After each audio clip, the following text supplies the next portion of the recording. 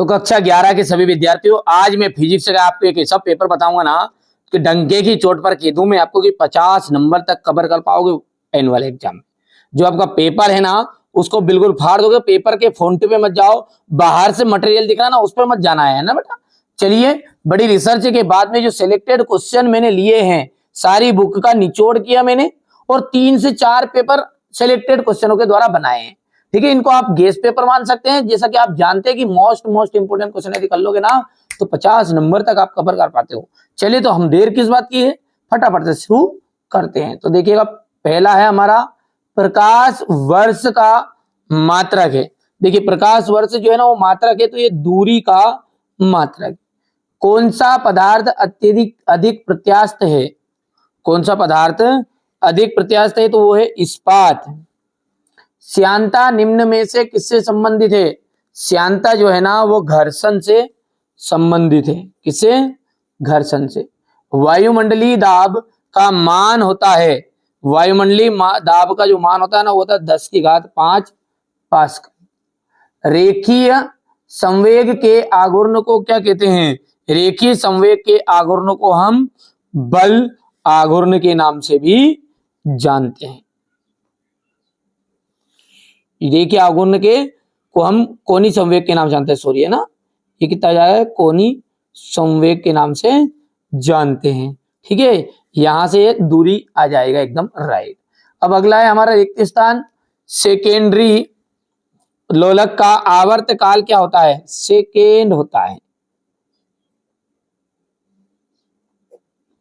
शक्ति एक क्या है? अदिश राशि है। शक्ति कौन सी राशि है आपकी?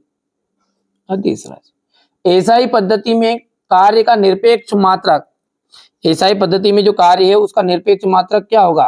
तो कार्य का होता है जूल। कोणीय वेग का सूत्र है, तो कोणीय वेग का सूत्र है omega d phi upon d t. ठीक है, इसके बाद में अपन आगे बढ़ते हैं तो अगला बन जाएगा आपका ताप बढ़ाने पर प्रत्यास्थता गुणांक का जो मान है वो कम हो जाता है। द्रव चालित लिफ्ट कोणीय संवेग पर, कोणीय पास्कल के सिद्धांत पर आधारित है। किस पर? पास्कल के सिद्धांत पर। ठीक है भैया, तो ये आपका हो जाएगा। यहां से थोड़ा सा मैं बता देता हूं इतना। ठीक है भैया, चलिए आगे बढ़ते हैं और अगला देखते हैं यहां से। ठीक है, ये आपका अगला है। ठीक है, बढ़िया से कंप्लीट करिएगा, जोड़ी है ये क्वेश्चन नंबर 3 में ना बेटा। अभिकेंद्र त्वरण जो पहला है, अभिकेंद्र त्वरण, इसका आपको मिलान करना है। यहां से ये हो जाएगा गैस का दाब, गैस का जो दाब है दूसरा, यहां से अपन बात करेंगे दूसरे का मिलान आपको हो जाएगा बेटा। दूसरे का मिलान आपको करना है यहां से। तीसरा जो रहेगा संवेग, संवेग का मिलान आपका तीसरे का हो जाएगा यहां से ये। चौथा पलायन वेग का आ जाएगा √2gr और पांचवा जाएगा कक्षीय वेग।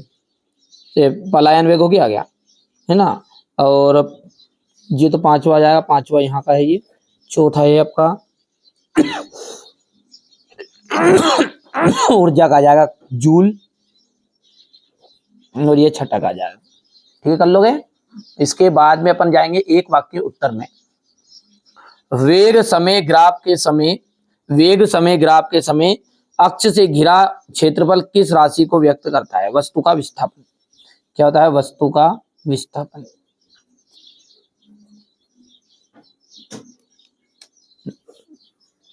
सर्पी घर्षण तथा लोटनिक घर्षण में कौन सा घर्षण कम होता है? लोटनिक घर्षण।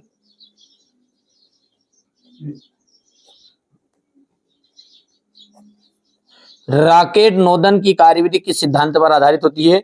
न्यूटन के गति के तीसरे नियम पर।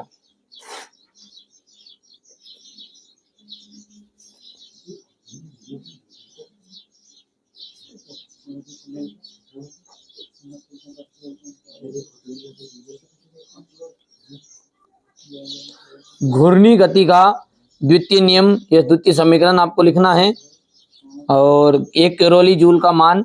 ठीक है, ये भी आपको आंसर में लिख लेना है ना। ये आपका असत्य रहेगा, दूसरा सत्य, तीसरा सत्य रहेगा, चौथा आपका सत्य रहने वाला है और पांचवा जो है ना वो असत्य रहेगा। ठीक है, यहां से देख सकते हैं। अब अगला है आपका सदिशों का योग का त्रिभुज का नियम लिखना है। साइकिल में मरघाट क्यों लगाए जाते हैं, ये क्वेश्चन नंबर 7 आपको देखना है। 8 है, ठीक है, ये 9 रहेगा, ये 10। ठीक है, बढ़िया से कंप्लीट करना है आपको, है ना। ये आदर्श गैस किसे कहते हैं, क्वेश्चन नंबर 11। 12 है, ये क्वेश्चन नंबर 13, 14, 15, 16 है, 17, 18, 19 और ये 20। ठीक है, ये टोटल 20 प्रश्न है और 20 ही प्रश्न मैंने आपको यहाँ पर बता दिए हैं। तो ये मैंने आपको फिजिक्स का पेपर बताया है। ठीक है, सेट बी है। बढ़िया से तैयारी करिएगा आप, तो बढ़िया से मेहनत करो बेटा, अच्छे से तैयारी करो, है ना।